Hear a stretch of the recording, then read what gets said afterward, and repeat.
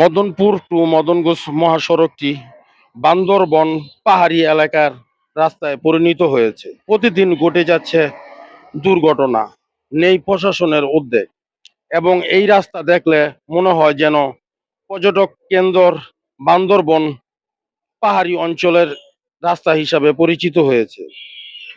প্রতিদিনই দুর্ঘটনার কবলে পড়ছে সাধারণ জনগণ। বর্তমান এই রাস্তাটি দিয়ে বর্তমানে কোনো রোগী নবগঞ্জ বাগবাড়ি হাসপাতাল যেতেও ভয় পায়। রাস্তাটি এমনভাবেই যেন মরণ ফাঁদে পরিণত হয়েছে, এই রাস্তাটি দিয়ে এখন মানুষ চলাচল করতে ভয় পায়। যারাই চলাচল করছেন তারাও এই রাস্তার মধ্যে দুর্ঘটনার কবলে পড়ছেন। বিষয়টি বারবার বারবার অনুরোধ করে বলছি, বিষয়টি নজরে নিন এবং রাস্তাটি মেরামত করার উদ্যোগ নিন। নির্বাচন কাজ সামনে আসলে অনেকেই অনেক বড় বড় লম্বা লম্বা কথা বলেন, কিন্তু জনসাধারণের জন্য তারা কে কতটুকু করেছে সেটাই দেখার বিষয়।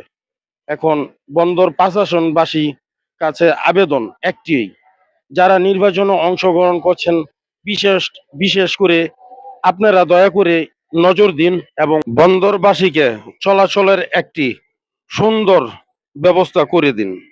এটি আপনাদের কাছে বিশেষ